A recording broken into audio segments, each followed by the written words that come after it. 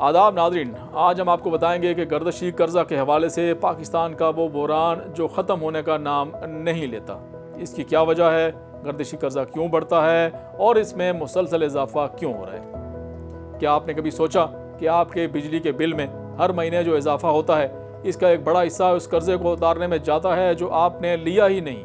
जी हाँ, इसे कहते हैं गर्दशी कर्जा यानी सर्कुलर डेट। एक ऐसा खजाना खाना जो बज़ाहिर बिजली और गैस के शोबे का मसला लगता है, लेकिन हकीकत में पाकिस्तान की पूरी मईशत को जकड़े हुए है।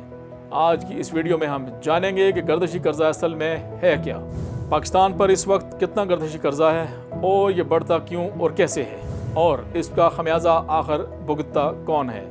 चलें शुरू करते हैं। नाज़रीन, सादा अल्फाज में आपको बताते हैं कि गर्दशी कर्जा दरअसल अदायगियों का वो चैन है जो कहीं ना कहीं टूट जाती है और ये टूट पूरे निज़ाम में घूमती रहती है, इसीलिए इसे गर्दशी यानी सर्कुलर कहा जाता है। इसे यूँ समझें, हुकूमत बिजली की कीमत पूरी वसूल नहीं कर पाती, या सार्फिन बिल अदा नहीं करते, या हुकूमत ने खुद सब्सिडी देने का जो वादा किया था वो बर वक्त नहीं देती।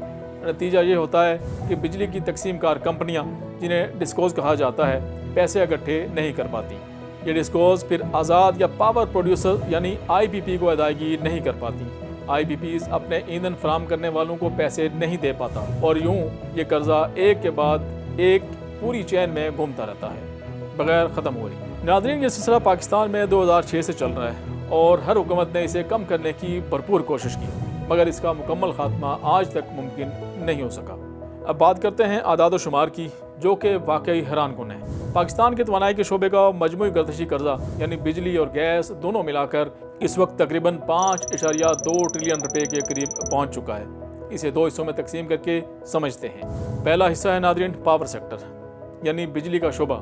माली साल 2025-26 के अख्ताम पर यानी 30 जून 2026 तक बिजली के शोबे का गर्दशी कर्जा 1 ट्रिलियन 68 अरब रुपये से ज़्यादा रहा। ये रकम गुज़श्ता साल के मुकाबले में 61 अरब रुपये ज़्यादा थी। हालांकि हुकूमत का हदफ था कि इसमें कोई इजाफा ना हो। दिलचस्प बात यह है कि साल के दौरान ख़ास तौर पर फरवरी 2026 में ये कर्जा 1.84 ट्रिलियन रुपये तक भी पहुंच चुका था। फिर कुछ रीफाइनेंसिंग और बैंकों से कर्ज लेकर इसे दोबारा नीचे लाया गया। दूसरा और ज़्यादा तशवीशनाक गैस सेक्टर का गर्दशी कर्जा है, जो बिजली से भी कहीं ज़्यादा है, तकरीबन 3 ट्रिलियन 44 अरब रुपये। इसमें से एक बड़ा हिस्सा तकरीबन 1.6 ट्रिलियन रुपये सिर्फ ताख़ीर से अदायगी के सरचार्ज यानी लेट पेमेंट सरचार्ज पर मुश्तमिल है।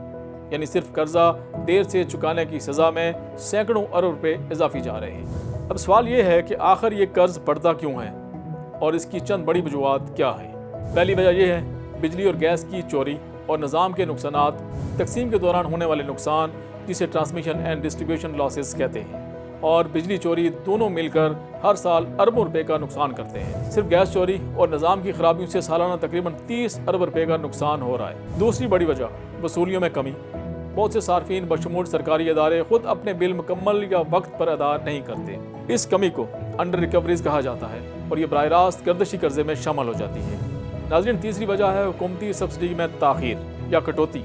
माली साल 2025-26 में हुकूमत ने बिजली के शोबा के लिए 893 अरब रुपये मुख्तस किए थे, मगर बाद में इसमें 98 अरब रुपये की कटौती कर दी गई।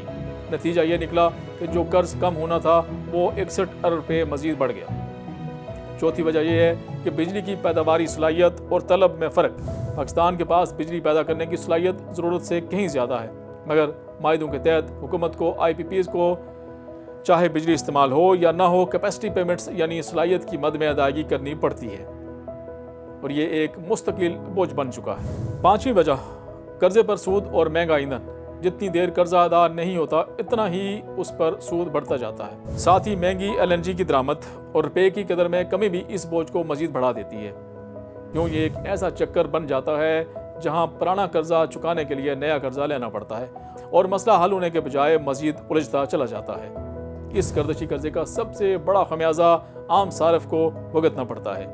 नाज़रीन, बिजली के बिलों में मुसलसल सरचार्ज और फ्यूल एडजस्टमेंट चार्जेस शामिल होते रहते हैं। मिसाल के तौर पर सार्फिन से फी यूनिट 3.23 रुपये का इजाफी सरचार्ज वसूल किया जा रहा है, सिर्फ इसी कर्जे की किस्तें चुकाने के लिए। सनतें महंगी बिजली की वजह से आलमी मंडी में मुकाबला करने से कासर हो जाती हैं और हुकूमत को IMF जैसे इदारों से मशरूत कर्ज लेने पड़ते हैं, जिसके बदले मजीद टैक्स और महंगाई आवाम पर بوجھ ڈالتی ہے۔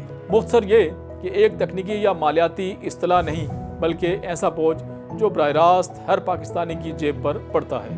حکومت وقتاً فوقتاً اصلاحاتی منصوبے پیش کرتی رہتی ہے، جیسے بینکوں سے قرض لے کر پرانے قرضے کی ری فائنانسنگ کرنا، ڈسکوز کی نجکاری پر غور کرنا اور نقصانات کو کم کرنے کے اہداف مقرر کرنا، لیکن جب تک وصولیوں کا نظام درست نہیں ہوتا، بجلی اور گیس چوری نہیں رکتی اور سبسڈیز کا بروقت اور شفاف انتظام نہیں ہوتا، یہ گردشی چکر شاید ایسے ہی چلتا رہے۔ تو ناظرین، گردشی قرضہ صرف حکومت کا مسئلہ نہیں، یہ ہم سب کا مسئلہ ہے۔ اگر آپ کو یہ ویڈیو اچھی لگی اور معلوماتی لگی ہو تو اسے ضرور شیئر کریں، کمنٹ میں بتائیں کہ آپ کے خیال میں اس بحران کا حل کیا ہو سکتا ہے۔ اجازت دیجیے گا، خدا حافظ۔